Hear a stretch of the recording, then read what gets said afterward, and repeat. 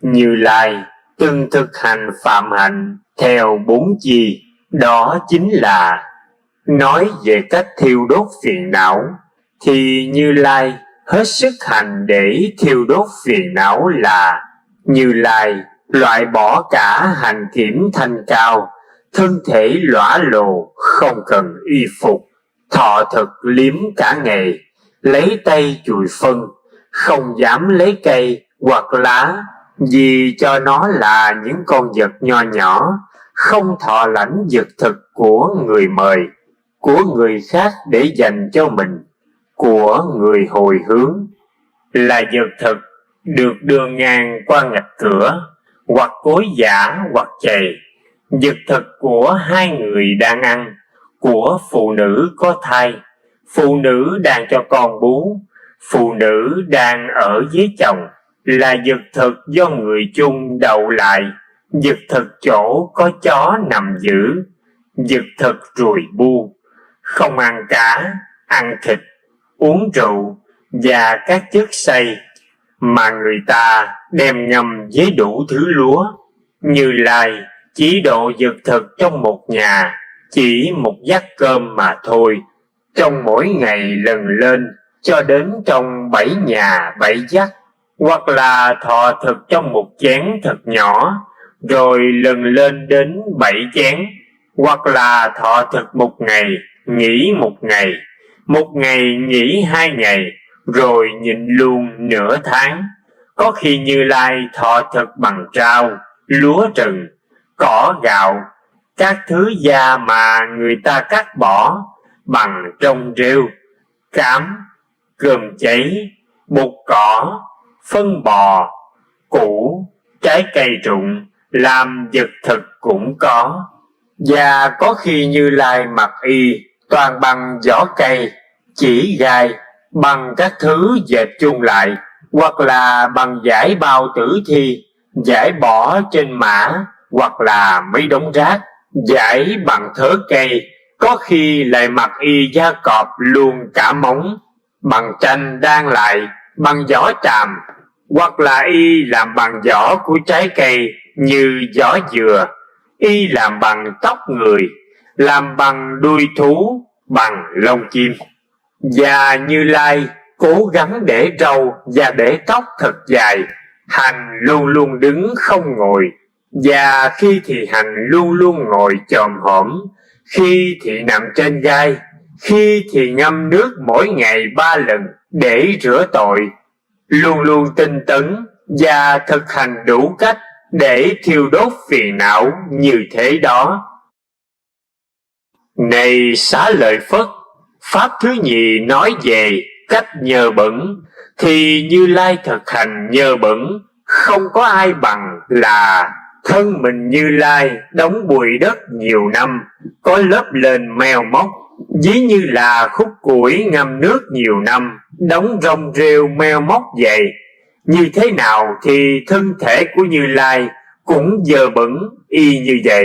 Tuy nhiên Như Lai không hề có ý nghĩ đến sự kỳ minh, chùi lau hoặc biểu kẻ khác kỳ rửa, hay là chùi lau giúp cho sạch sẽ. Đây cũng chính là cách thực hành hết sức nhờ bẩn của Như Lai.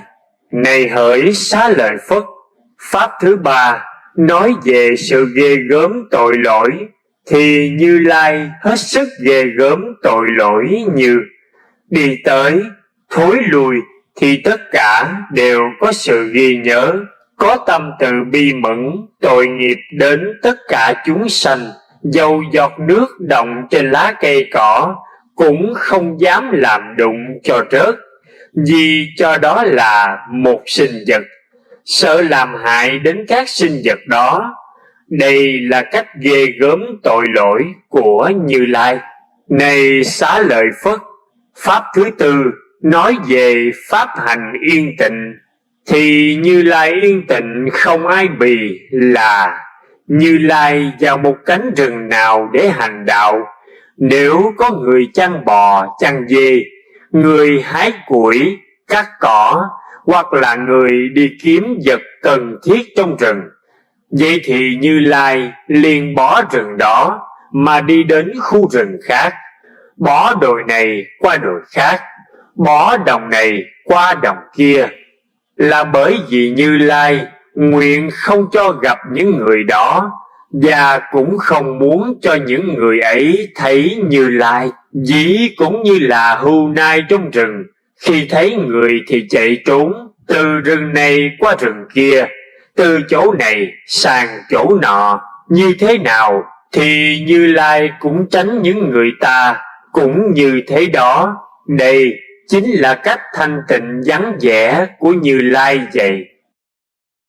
Này Xá Lợi Phất, có khi Như Lai vào một cánh rừng đáng ghê sợ, người nào chưa dứt bỏ được tình dục vào cánh rừng đó thì cũng phải trợn óc phát sợ. Khi Như Lai đang đi kinh hành trong rừng, bỗng nhiên Như Lai phát sợ sệt không dám đi nữa. Nhưng nhờ vào sự nguyện vọng cứng rắn như gan thép mà Như Lai đã thắng được sự kinh sợ này.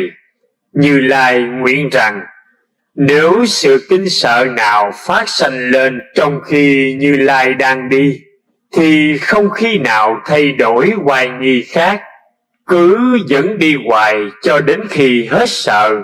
Lần lượt như vậy, sự kinh sợ cũng phát sanh lên đủ cả 4 hoài nghi: đi, đứng, nằm, ngồi. Tuy nhiên, Như Lai cũng vẫn ráng hành theo hoài nghi đó cho đến khi hết sợ mới thôi. Này Xá Lợi Phất, trong những đêm của 8 ngày cuối tháng Giêng là mùa tuyết rơi lạnh lắm, Như Lai vẫn ở ngoài trời suốt đêm, và ban ngày thì lại vào trong cánh rừng to. Còn vào những ngày cuối mùa nắng hạn, ban ngày thì ở ngoài nắng, ban đêm thì lại vào rừng.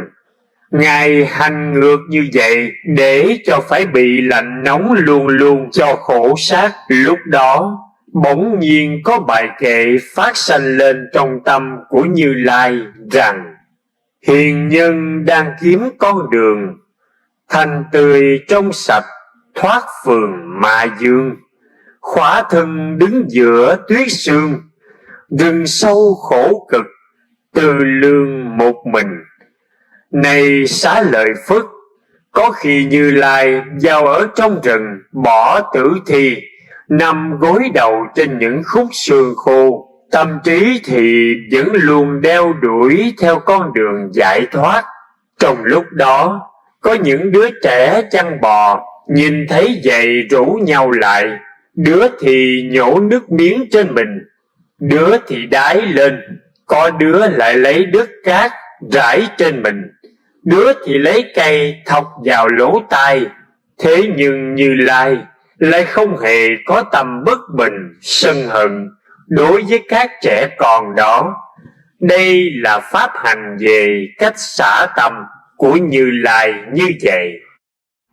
Cách khổ hạnh về vật thực. Này Xá Lợi Phất, cách hành khổ hạnh về vật thực của Như Lai lạ lùng, phi thường, không thể tưởng tượng được. Là có lúc Như Lai hành theo đạo bò, khi người chăn bò đuổi bò ra khỏi chuồng, Như Lai mới bò vào hút lấy phân bò con còn bú mà ăn, cho đến khi nào đại tiện, tiểu tiện của Như Lai còn, thì cũng không đi kiếm vật thực khác để chi độ, chỉ ăn lấy vật đại tiểu tiện của mình ấy thôi.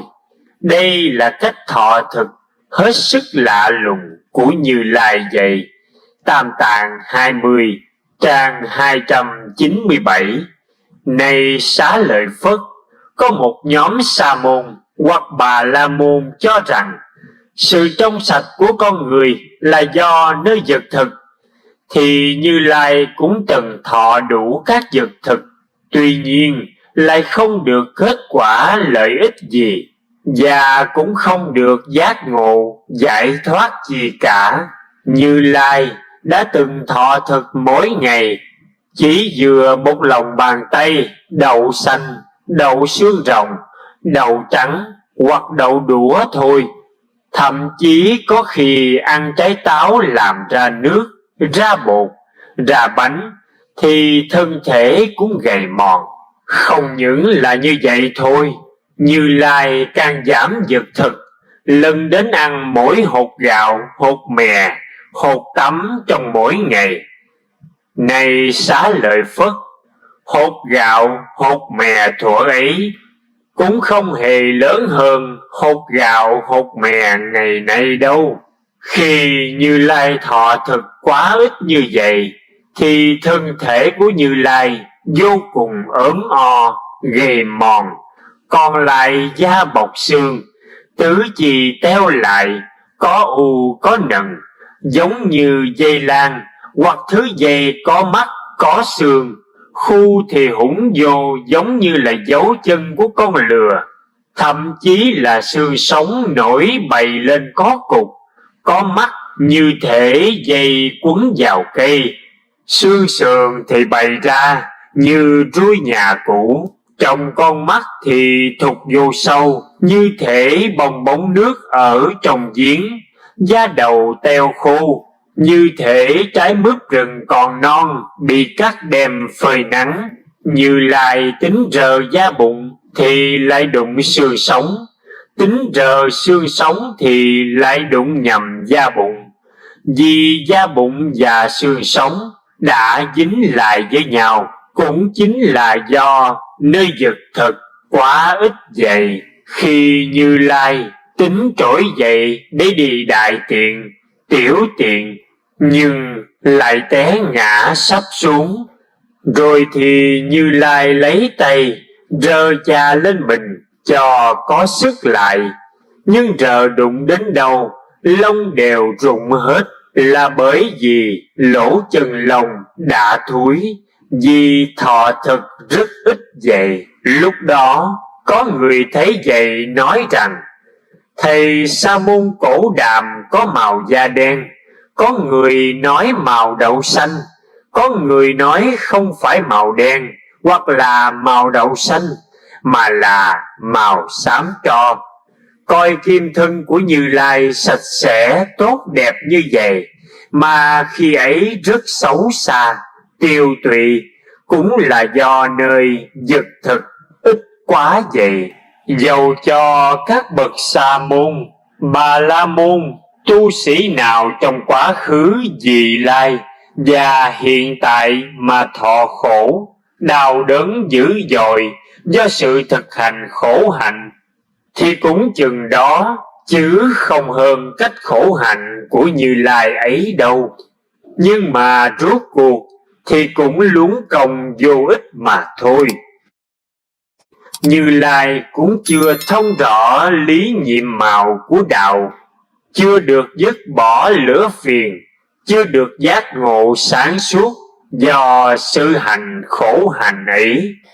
Này Xá Lợi Phất, có một nhóm Sa môn cho rằng con người được trong sạch là do nhờ sự sanh nhiều kiếp trong dòng sanh tử luân hồi trong các cảnh. Này Xá Lợi Phất, có một nhóm Sa môn cho rằng con người trong sạch do nhờ sự tế thần lửa đủ cách, hoặc phụng sự lửa, các cách tế lễ và phụng sự thần lửa đó.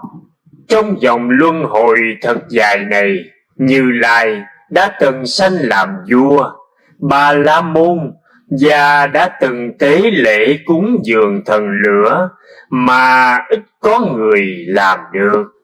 Và này Xá Lợi Phất, có một nhóm Sa môn thường nói rằng người còn nhỏ còn đầy đủ trí tuệ lẹ làng, hoạt bát, nhưng tới khi con người đã già cả tuổi cao, lỗi 80, 90, 100 năm, thì khi đó trí tuệ đã trở nên lu mờ, không còn hoạt bát nữa.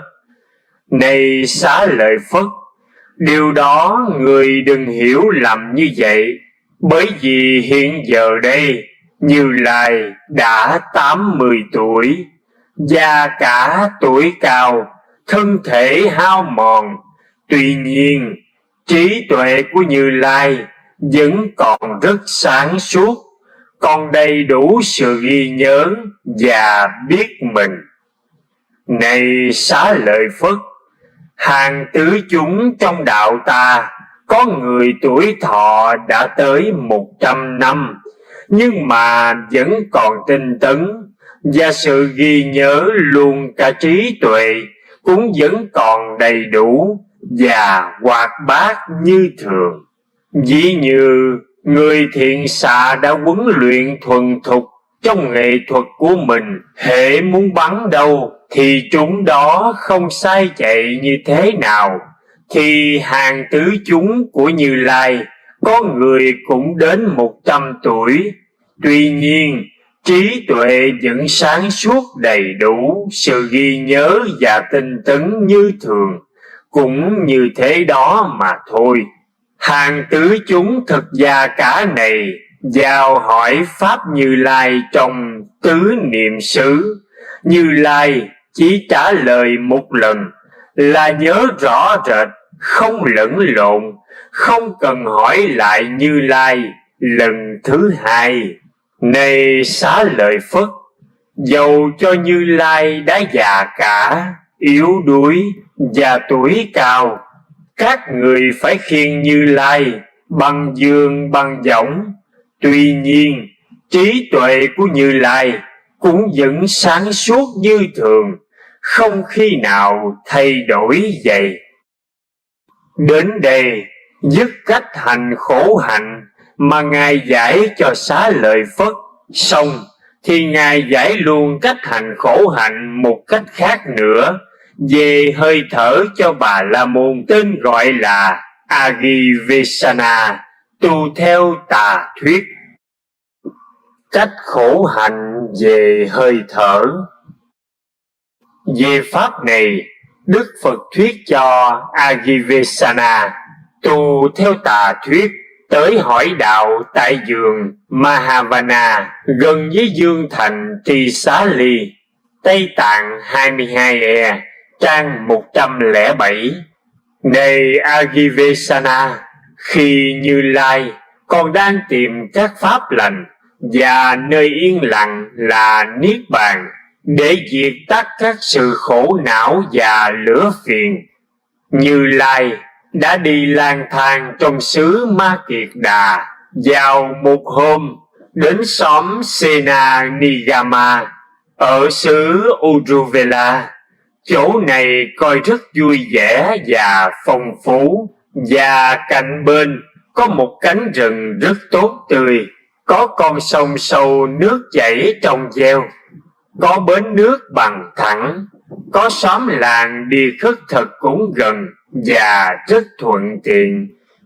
Như Lai mới nghĩ rằng chỗ này rất phù hợp cho người muốn cố gắng tìm đạo giải thoát, vậy nên Như Lai mới nhất định ngồi nơi đây để cố gắng thực hành. Thoạt nhiên có ba sự so sánh phi thường phát sanh lên trong tâm trí của Như Lai, giống như vậy.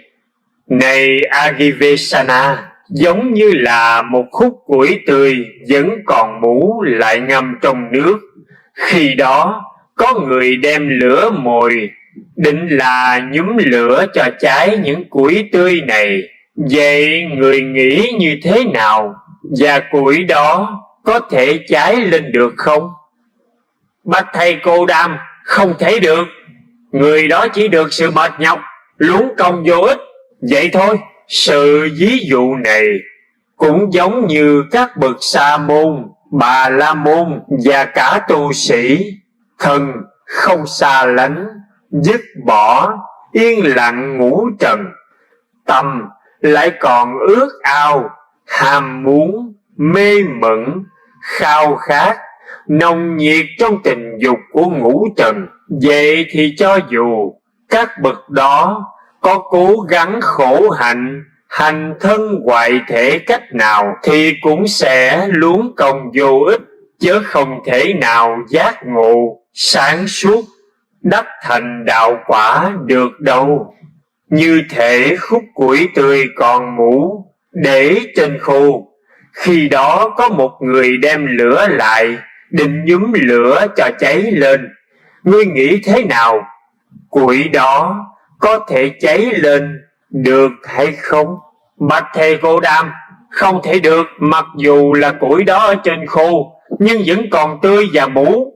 Người ấy chỉ mệt nhọc, luống công vô ích vậy thôi. Sự ví dụ này cũng giống như các bậc sa môn, bà la môn, tu sĩ, mặc dầu thân đã xa lánh, dứt bỏ, yên lặng, ngủ trần, nhưng mà tâm thì vẫn còn ước ao, ham muốn, mê thích, khát khao, nồng nhiệt trong tình dục ngũ trần.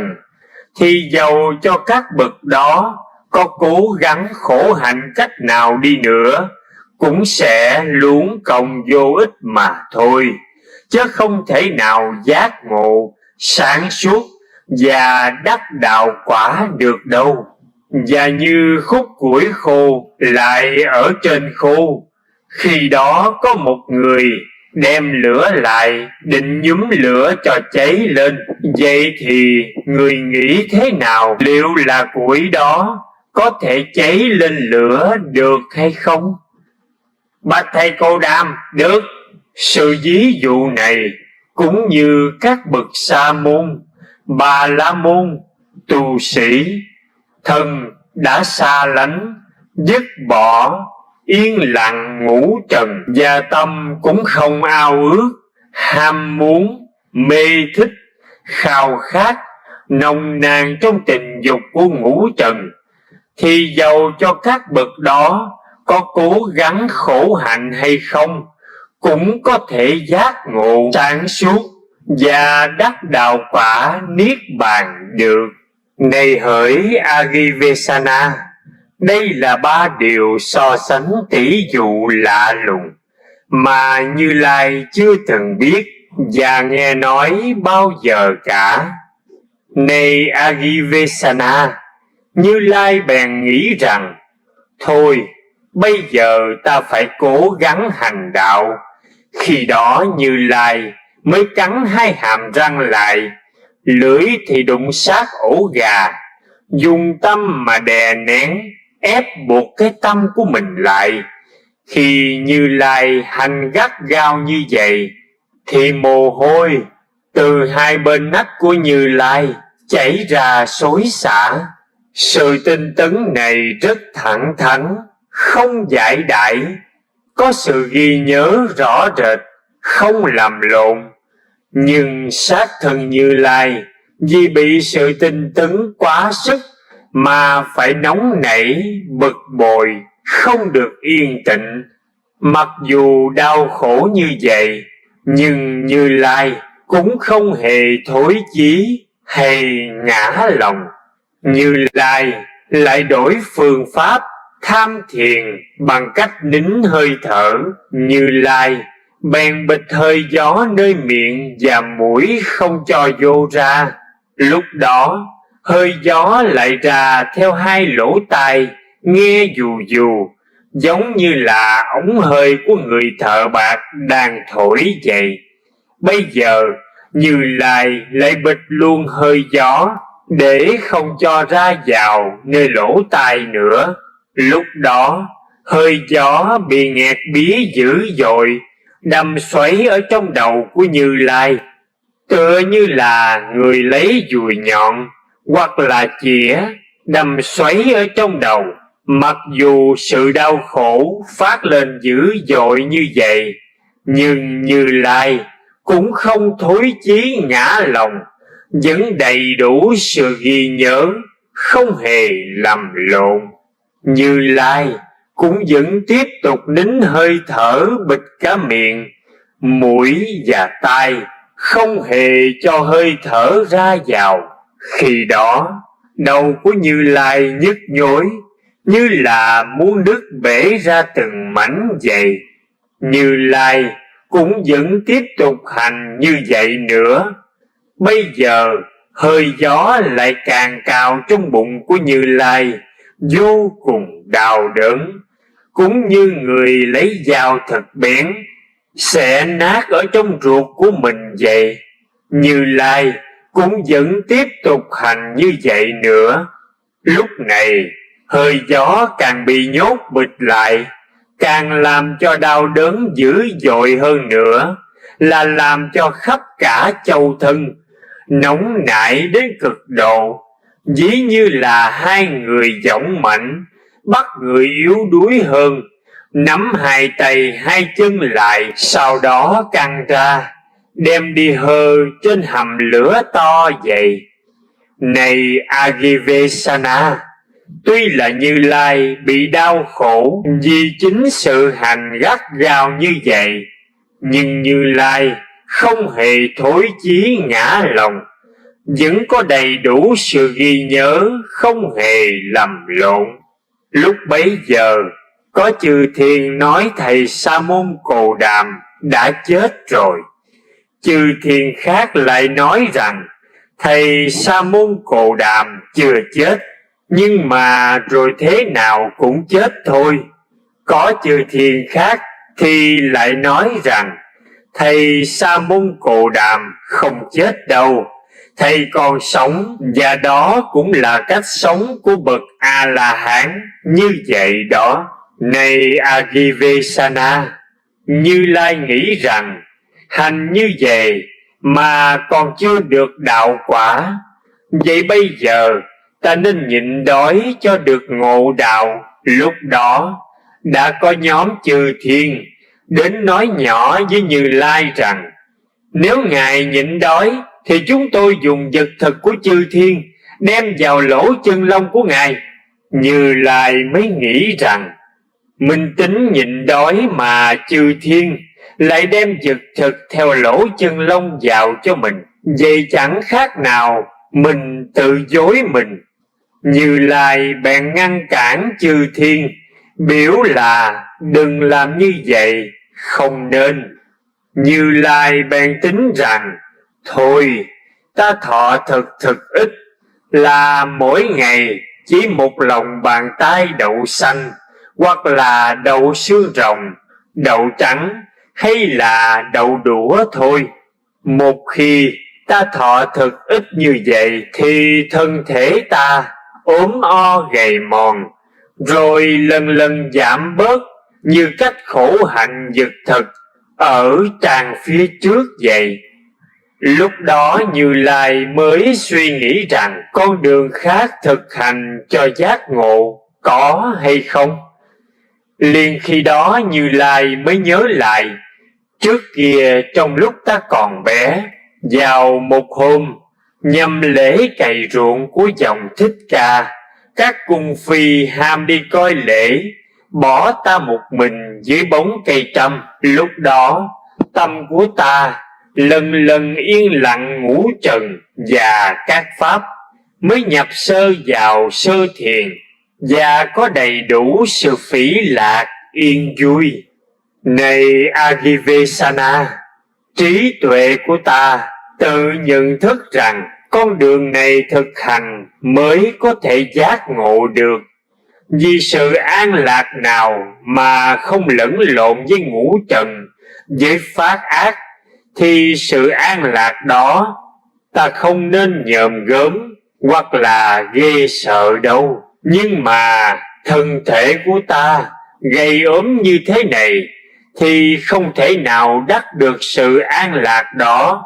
Như vậy ta nên thọ vật thực lại cho có sức lực. Khi đó năm thầy Kiều Trần Như theo hầu ta thấy ta thọ thực, lại liền bỏ đi hết, chính vì cho rằng ta đã giải đãi, bỏ sự tinh tấn, quay trở lại ham muốn nhiều theo ngũ trần, thì dễ gì mà giác ngộ để mà chỉ dạy cho chúng ta được.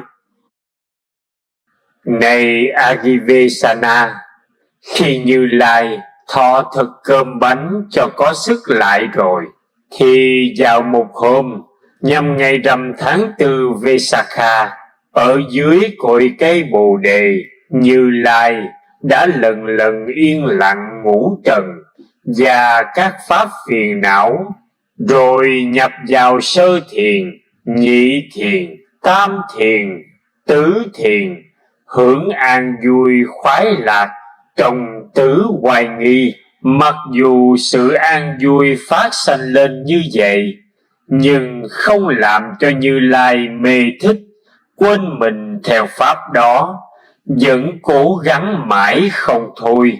Một khi tâm được an trụ, trong sạch, không phiền não, mềm mại định an và không xao động theo cảnh, liền dùng tâm đó cho thấy rõ túc mạng minh. Như Lai đã nhìn thấy rõ những tiền kiếp của mình, từ một kiếp đến vô lượng kiếp, vô biên kiếp, biết rõ cả chi tiết hình dáng, tên tuổi, vui khổ vân vân. Đây là cái minh thứ nhất mà Như Lai đã đắc trong canh đầu tiên. Này Agivesana, Như Lai đã dùng tâm trong sạch yên trụ đó cho đắc nhãn minh hay là sinh tử minh, là tuệ nhãn thấy rõ sự sanh tử luân hồi của chúng sanh đều là do nơi duyên nghiệp lành dữ đưa đi đầu thai vô cùng vô tận.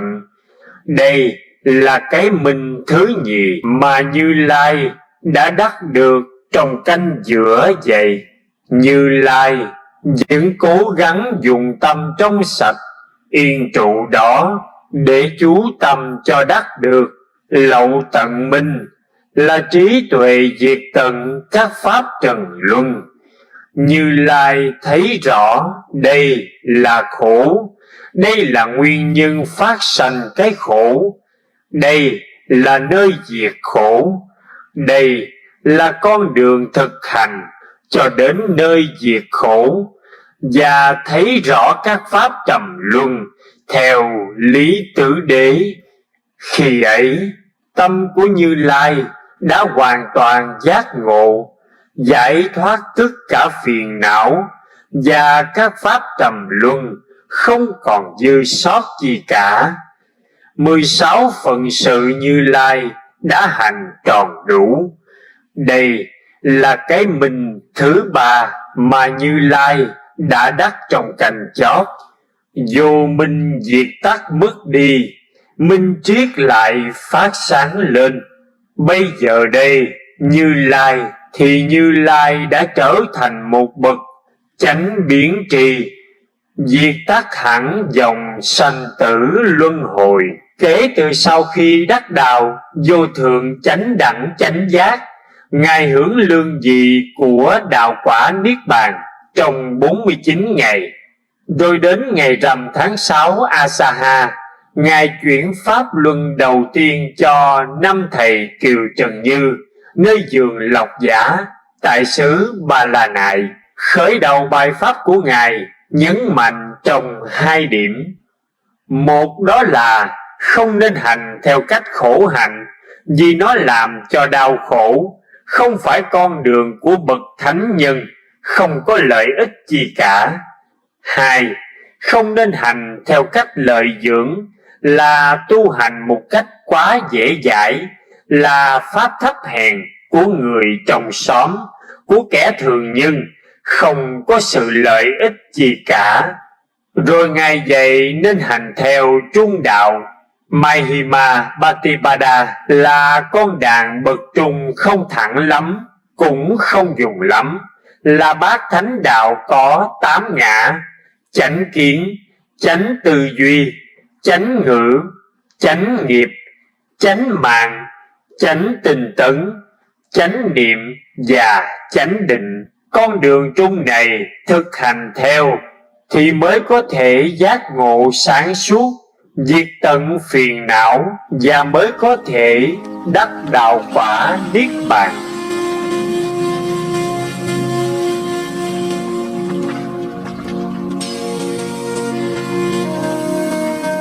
Trân trọng kính mời quý khán thính giả đăng ký kênh Mộc Liên Sa để được nghe thêm nhiều tài liệu Phật giáo. Tiếp theo sau chính là câu chuyện cô bé Bunna và nàng Sujata cúng dường di diệu. Tác giả Minh Đức Triều Tâm Ảnh. Sĩ Đạt Ta Cù Đàm sau 6 năm đại khổ hạnh, chỉ còn là bộ xương khô, cũng đã gần kề cái chết. Một ý nghĩa khởi sanh nơi chàng. Sự khổ hạnh, ta cũng đã khổ hạnh tận cùng. Ta cũng đã dắt kiệt nước dục lạc ngũ trần ở nơi ta, để cho cái thân không còn một chút cảm giác nào. Thế nhưng nội tâm của ta cũng không an ổn chi cả. Trong quá khứ, hiện tại hay vị lai, các sa môn, bà la môn nếu có hành khổ hạnh, chịu mọi sự đau đớn quằn quại khốc liệt kinh khủng, thì có lẽ cũng không thể nào hơn ta được. Ta đã cảm nghiệm sự tương quan giữa thân và tâm. Nó là cái gì không thể tách rời. Hành hạ thân xác như vậy cũng có nghĩa là hành hạ tâm trí. Khổ hạnh theo sự thấy biết lẫn sự chiêm nghiệm sâu sắc của ta là một pháp môn sai lầm. Tựa như đọc được ý nghĩa của Sĩ Đạt Ta, trời Sakka muốn củng cố nhận thức đúng đắn cho chàng, vậy nên như một viên lực sĩ co duỗi cánh tay, đã hiện xuống khu rừng Uruvela trong dáng dấp một gã chăn bò lang thang và ôm theo cây đàn 3 dây. Chàng nhạc sĩ lang thang này như vô tình ngồi nơi tảng đá dưới gốc cây, bắt đầu thử dây đàn. Sợi thứ nhất quá trùng, vậy nên âm thanh bùng bình không ra gì cả. Chàng nhạc sĩ mỉm cười. Qua sợi dây thứ hai, hắn dặn căng lên, căng mãi nên sợi dây đứt phục.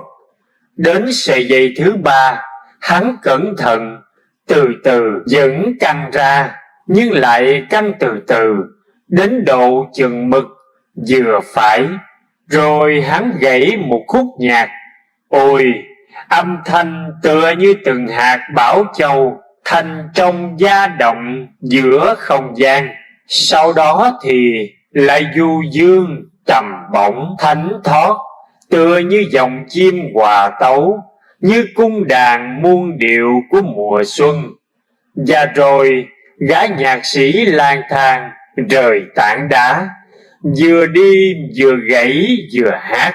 Chao ôi, tiếng đàn, khúc nhạc, lời ca như là quyện lẫn chan hòa, vui tươi hoan hỷ chảy tràn ra, len thấm vào mây trời, len thấm vào từng đầu cây cọng cỏ.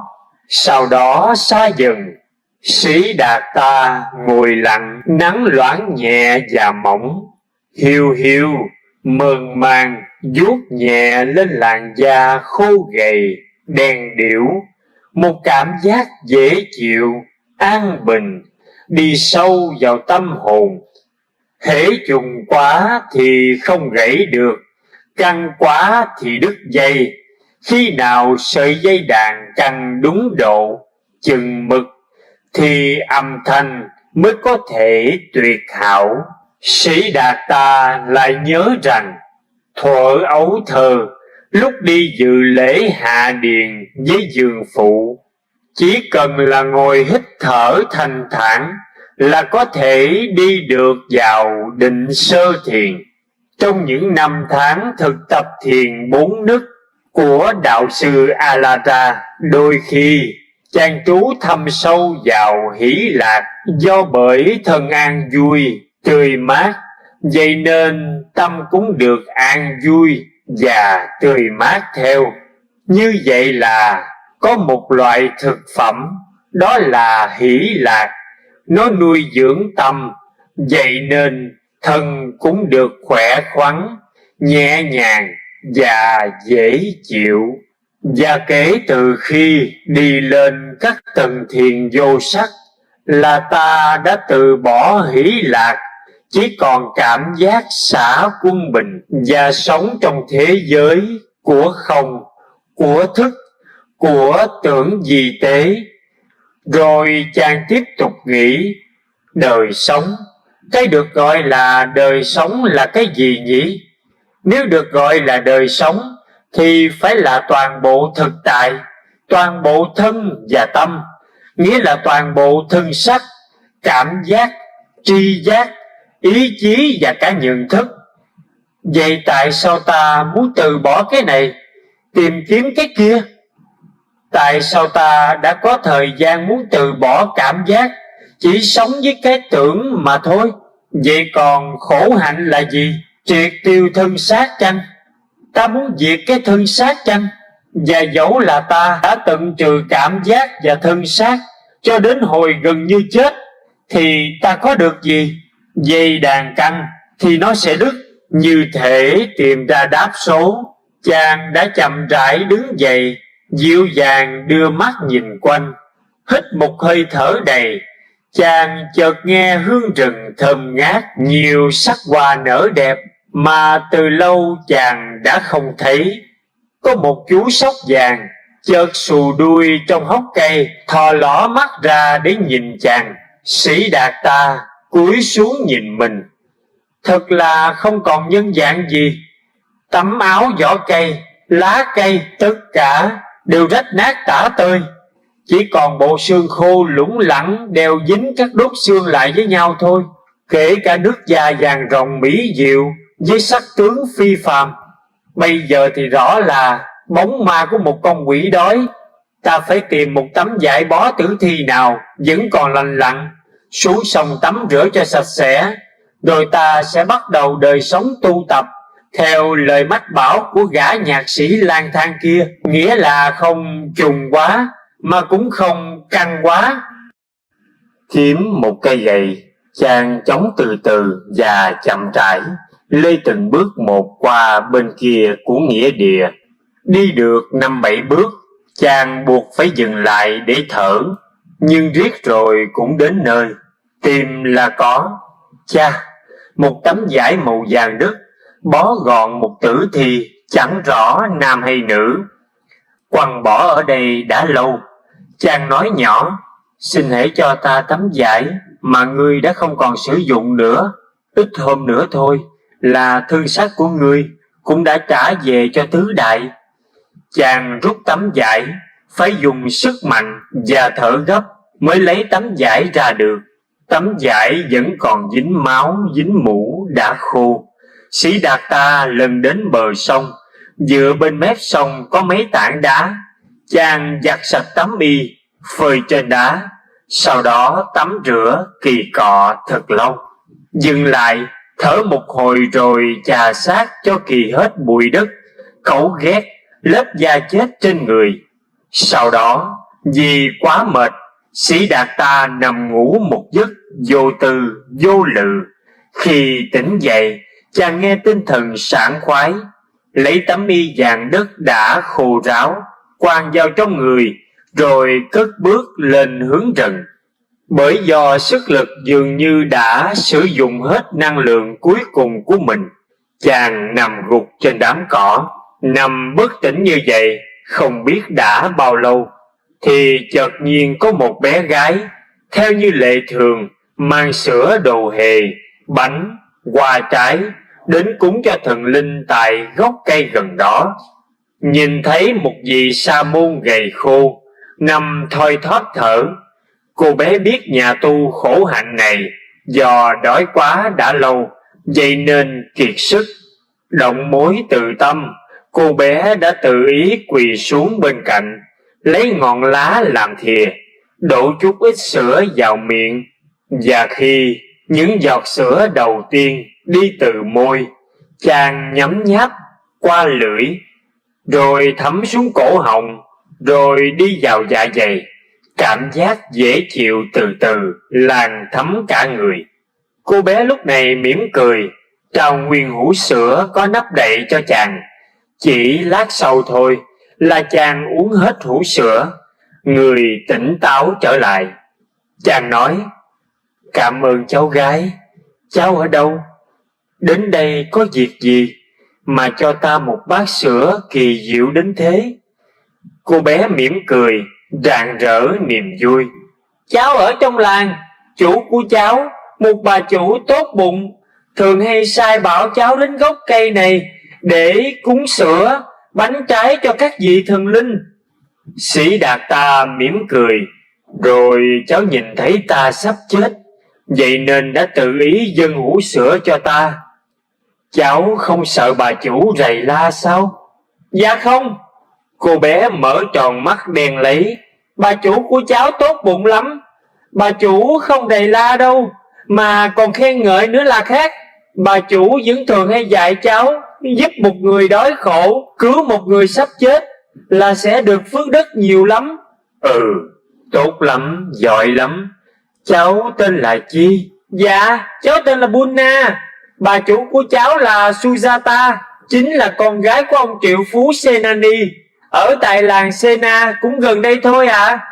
Vậy rồi tất cả đề hồ, bánh trái còn lại, cô bé dâng hết cho Sĩ Đạt Ta Cồ Đàm, và nhờ như vậy mà chàng khôi phục lại sức khỏe rất nhanh. Vào ngày hôm sau, Sĩ Đạt Ta Cồ Đàm từ bỏ hang động, xuống sống ở cội cây có tàn xanh bóng mát cạnh bờ sông. Chàng đã quyết định từ bỏ khổ hạnh, sẽ đi theo lộ trình trung đạo. Vào đêm đó, Sĩ Đạt Ta Cồ Đàm đã trải qua một giấc ngủ ngon. Sáng ngày hôm sau, chàng thấy sinh lực dồi dào chảy tràn trong cơ thể mình. Nắng sớm vàng trong, gió nhẹ lay động cành lá. Với tinh thần phơi phới này, chàng đi kinh hành lui tới ven sông. Xế trưa, cô bé Bunna lại tìm tới với sữa, đề hồ và bánh trái. "Cháu lại tới để cúng thần linh nữa sao?" "Dạ đúng rồi." Rồi cô bé kể: "Bà cháu lúc còn là con gái, nhìn thấy cội cây bồ đề to lớn uy nghiêm này, nghĩ chắc là có thần linh, vậy nên thường đến đây để cầu nguyện: Xin cho tôi có một tấm chồng cùng dòng dõi huyết thống, vừa giàu sang, vừa đẹp tính, đẹp người. Sau đó cho tôi sinh được một bé trai khôi ngô kháu khỉnh, dễ dạy dễ bảo. Tôi sẽ lễ tạ thần linh bằng cơm, sữa, bánh trái trọng hậu nhất." Và rồi nguyện ước xưa giờ đã thành tựu. Sĩ Đạt Ta Cồ Đàm liền ngồi xuống cho vừa tầm bé gái, mỉm cười. Cô bé Bunna đều đều tiếp: "Cái cội cây bồ đề có thần linh này á, đã cho bà chủ cháu một tấm chồng như ý, lại còn ban thêm một bé trai đẹp đẽ như là con trời vậy. Ngày rằm tháng Vesakha này, bà chủ cháu sẽ đến đây tạ lễ chính. Còn trước 3 ngày, cháu đến đây để cúng những lễ phụ thưa ngài." "À, ra là vậy. Ngài Sa môn biết không, để chuẩn bị cho dực thực cúng dường đầy trang trọng và đầy thành kính vào ngày trăng tròn này, bà chủ cháu đã vô cùng công phu đó." "Ừ, cháu kể ta nghe." "Bà chủ của cháu giàu lắm.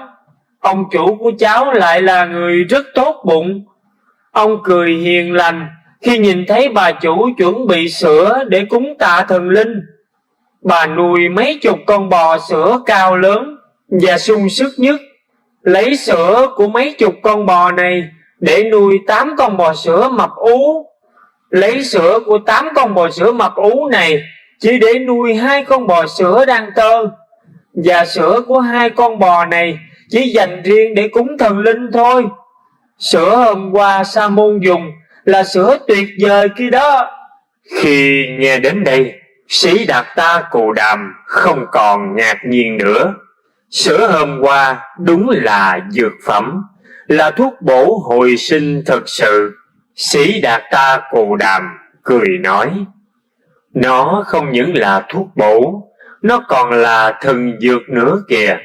"Đúng rồi đó." Cô bé gật đầu: bà chủ của cháu còn quà vào trong đó biết bao nhiêu là thuốc quý luôn đó. Cô bé Bunna lại nói tiếp, bà chủ của cháu sẽ lấy sữa kia làm nước để nấu một mâm cơm đặc biệt, và ngay cả chính hạt gạo nấu cơm cũng không phải là gạo thường đâu, triệu phú mới có đó nha. Bé Bunna cười nói vô tư lự. Nó cảm thấy mình vô cùng kính mến ông sa môn hiền từ này. Sớm hôm đó, bé Bunna đã bẻ cây làm chổi, quét dọn sạch sẽ từ trong ra ngoài, sạch sẽ từ kẽ đá, từng hang hốc rễ cây cho đến tận bờ sông. Và rồi qua mấy ngày được tẩm bổ, Sĩ Đạt Ta Cồ Đàm đã có da có thịt trở lại. 32 quý tướng và 80 vẻ đẹp lần lần hiện ra. Trong lúc đó, 5 người bạn đồng tu lặng lẽ bỏ đi mất. Họ rất thất vọng khi nhìn thấy Sĩ Đạt Ta Cồ Đàm thọ thực đầy đủ, lại còn trò chuyện vui vẻ với một cô bé gái như vậy. Vậy là ông ta đã từ bỏ con đường tối thượng rồi. Kiều Trần Như buồn bã nói với các bạn, chúng ta không còn trông cậy, tin tưởng gì nơi ông ta được nữa đâu. Sĩ Đạt Ta Cồ Đàm của chúng ta đã trở về với đời sống lợi dưỡng, tẩm bổ thân xác một cách dung tục. Vậy chúng ta đi thôi. Nhận thấy sự hiểu lầm của họ, nhưng Sĩ Đạt Ta Cồ Đàm chưa vội đính chính. Trong những ngày này, chàng đang có một cuộc chuyển hóa quan trọng về nhận thức.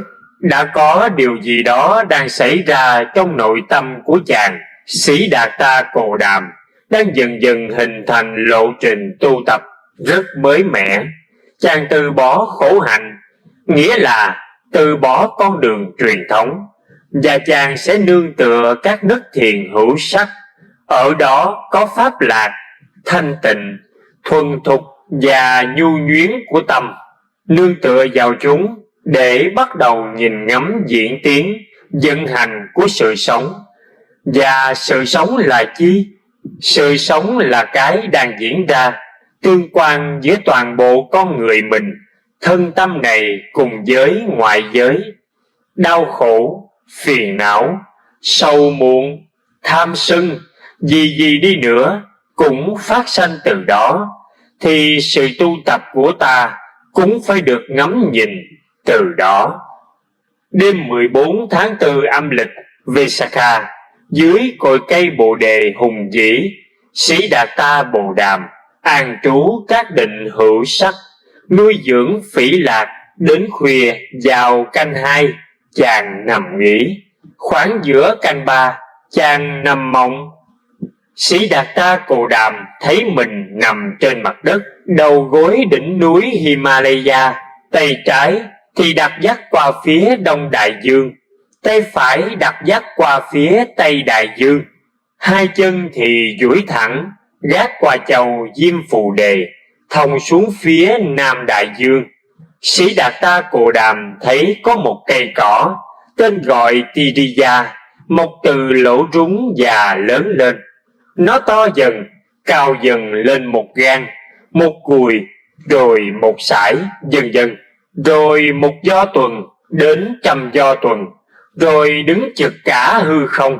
Sau đó tỏa 8 cành ra 8 hướng khác nhau, vô cùng xanh và mát mẻ. Sĩ Đạt Ta Cồ Đàm thấy một đám giòi đầu đen, minh trắng, lũ lượt bò từ đầu đến chân, đến đầu gối rồi bao phủ đầy đặn cả ống chân. Sĩ Đạt Ta Cồ Đàm thấy 4 loài chim, có 4 màu: xanh, đỏ, vàng, đen, từ 4 hướng cùng bay đậu nơi chân mình.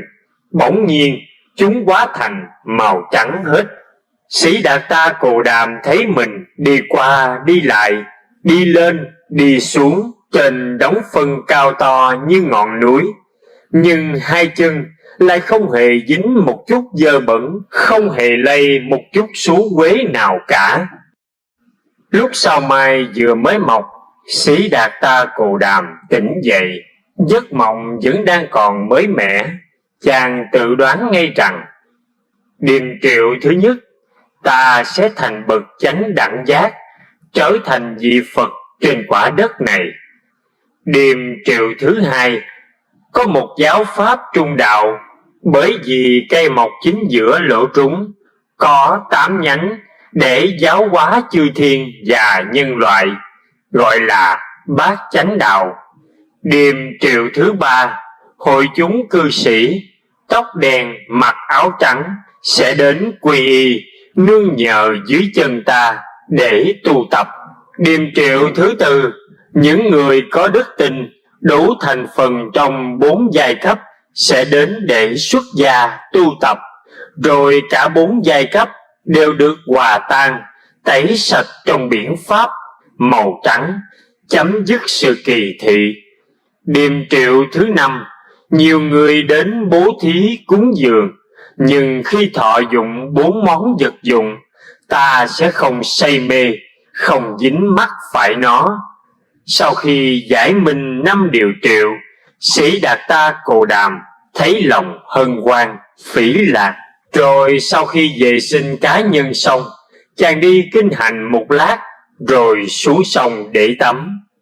Dòng nước ban mai mát lạnh, Sĩ Đạt Ta Cồ Đàm đã tiếp nhận từ làn da, từ lỗ chân lông, cảm giác dễ chịu đó.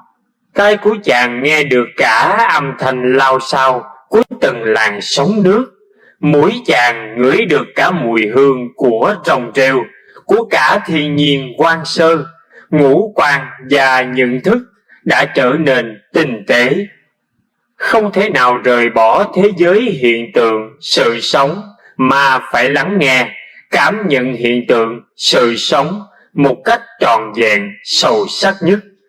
Từ cơ sở đó, cảm giác, tri giác, tâm hành, nhận thức cũng phải được lắng nghe một cách chân thật.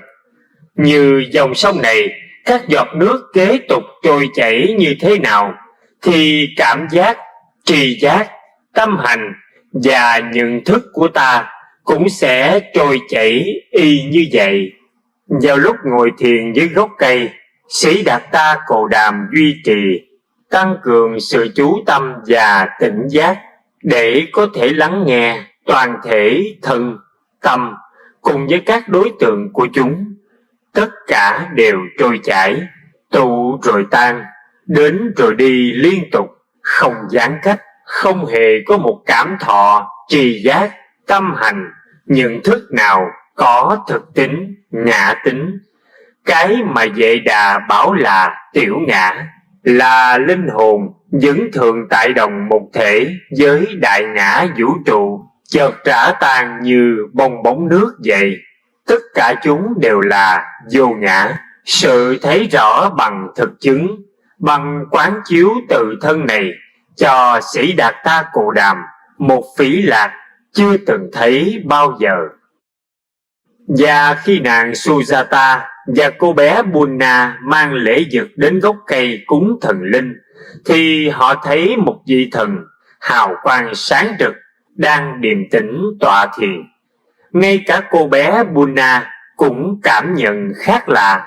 Vị sa môn gầy khô sắp chết đói mấy bữa trước, nhưng mà dường như đã hóa sanh thành một con người khác rồi. Đúng là có thần linh rồi, đúng là chỉ có thần linh mới có dung sắc và hào quang như vậy thôi. Nàng Sujata đã sai Bunna sắp đặt lễ phẩm trên chiếc mâm vàng, gồm có cơm sữa và bánh trái khác, quỳ xuống đội lên đầu rồi thành kính nói rằng: Dạ thưa ngài, thưa vị thọ thần uy tín, con là Sujata. Ngài đã theo lời ước nguyện của con, ban cho con một tấm chồng đẹp đẽ, giàu sang và vô cùng tốt bụng, lại còn ban cho con một bé trai có tướng mạo dung sắc như là một tiểu thiên thần vậy. Vậy là con đã hoàn toàn mãn nguyện. Hôm nay con đến đây để tạ lễ, mong ngài chứng giám cho lòng thành của con.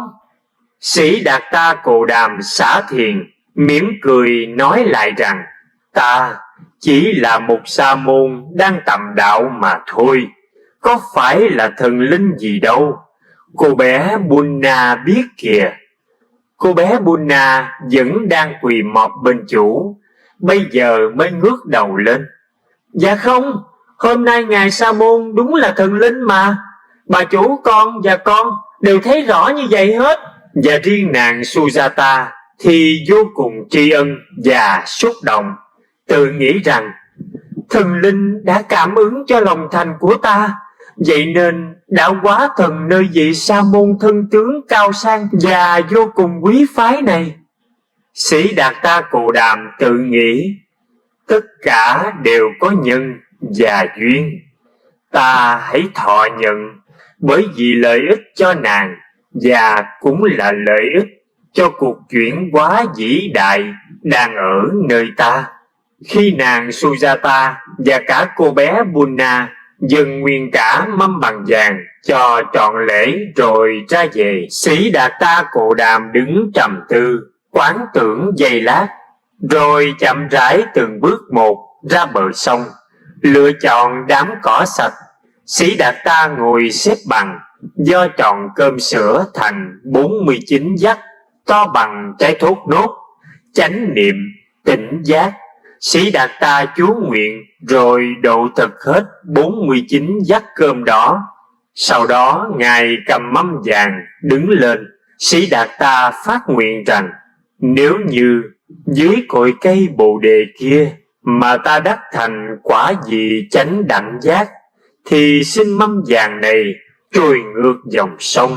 Bằng như không thể đắc quả thành Phật, thì mâm vàng này sẽ trôi suối. Sau khi nguyện xong, Sĩ Đạt Ta Cồ Đàm thảy mâm vàng ra giữa sông. Nhưng lạ lùng thay, chiếc mâm vàng như tấm lia thia bằng trôi ngược nguồn lên phía thượng lưu, khoảng chừng 80 hectare thì chìm xuống.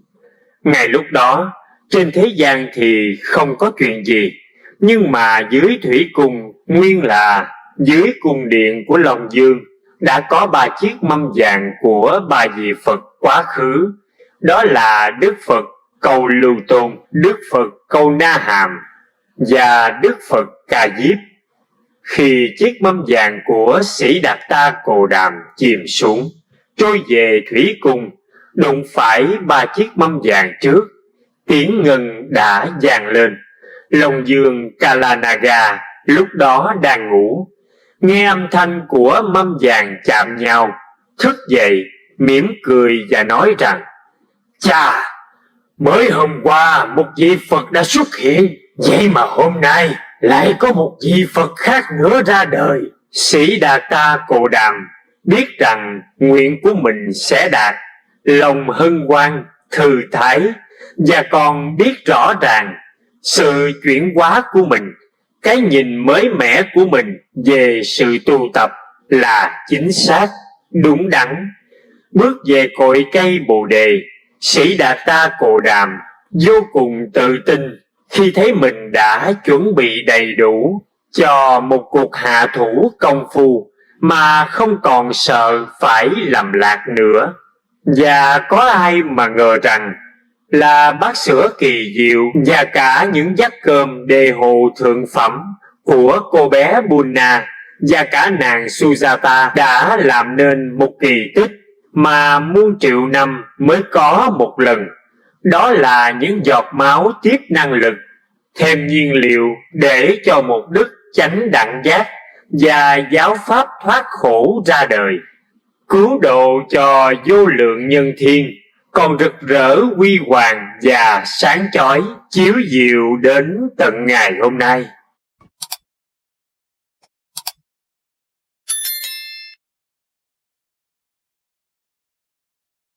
Trân trọng kính mời quý khán thính giả đăng ký kênh Mộc Liên Sa để được nghe thêm nhiều tài liệu Phật giáo.